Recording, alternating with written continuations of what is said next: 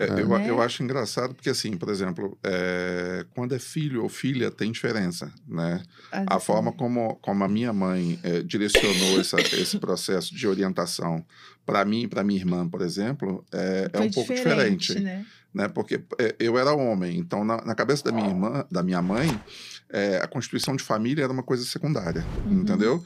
No caso da minha irmã, a ideia dela é que ela ia ser mãe, né? Ou seja, ela ia ter uma família, ela ia, né? E aí a minha mãe pensava sempre na minha irmã da seguinte forma, tipo assim, ó, você precisa ser dona de casa, você precisa ter o controle da casa, mas você precisa ter uma vida que dê para os seus filhos coisas que eu talvez não tenha conseguido dar para vocês. Então, o seu desafio ainda é maior do que o meu, porque você vai ter que fazer tudo que eu faço em casa e vai ter que ainda, por cima, proporcionar uma vida melhor, porque você vai trabalhar, você vai ter uma vida profissional e tudo mais.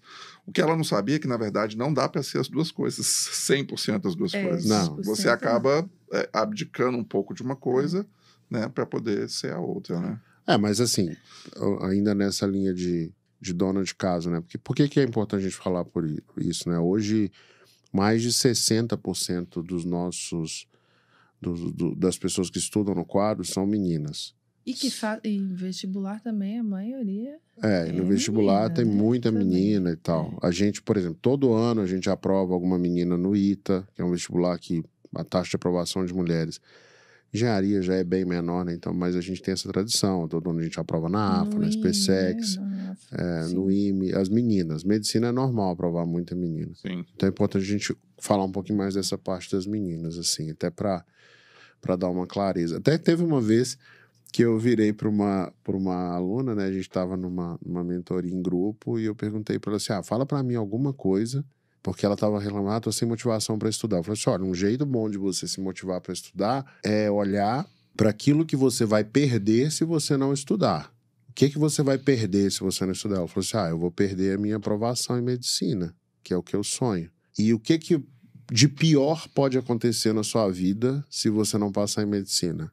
Aí ela falou assim, depender de marido. Então, para aquela menina, eu não lembro o nome dela, mas para aquela menina era um medo. E então eu falei assim, então lembra disso, quando você não quiser estudar, lembra disso. Para mim funciona muito, às vezes, lembrar das coisas ruins que podem acontecer.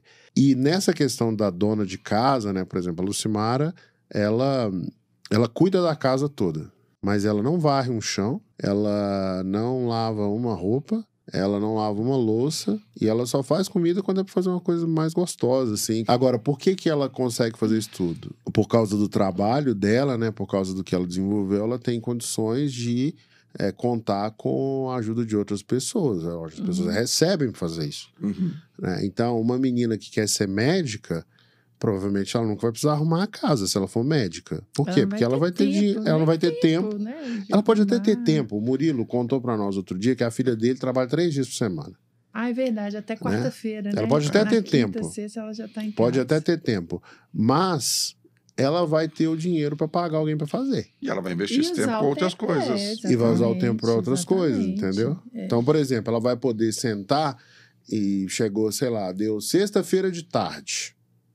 Sexta-feira de tarde, a médica, né? Sexta-feira de tarde, ela não tem o que fazer e tal, tá com a agenda vazia. Ela pode entrar num salão, colocar um fone de ouvido, fechar os olhos e fazer assim. A pessoa tem outras possibilidades. Agora, isso são possibilidades. Sim. Né? Só que, na minha visão, e para mim funcionou muito bem essa questão do medo, né? Minha mãe, quando eu queria falei que eu queria trabalhar em vez de estudar, ela arrumou um lote para eu capinar lá com o vizinho. E assim, eu aprendi cedo que o lápis ele é muito mais leve do que a enxada, o lápis é muito mais leve que a pá. Na minha situação, eu não tinha essa coisa de depender de marido, mas eu tinha a coisa de depender dos pais. Né? E a minha mãe sempre foi muito autoritária nesse sentido. Né? Ela sempre falou muito no sentido de que, enquanto ela pagava as contas, enquanto a casa, né, era levada por ela e pelo meu pai, as regras deveriam ser deles. Né? Então, uma forma que eu tinha, né, de garantir que eu ia ter tranquilidade em relação a isso era ter o meu próprio dinheiro. Então, esse foi um incentivo que eu tive. Né, com relação a começar a trabalhar, né, a ter o meu próprio dinheiro, a fazer as coisas que eu achava que eram boas para mim e que iam ser boas na minha profissão também, né? Então, que você começou a pensar no direcionamento da sua vida, que isso é uma coisa fabulosa da adolescência, que é quando você começa realmente, da adolescência já pro final, né? 16 anos ali,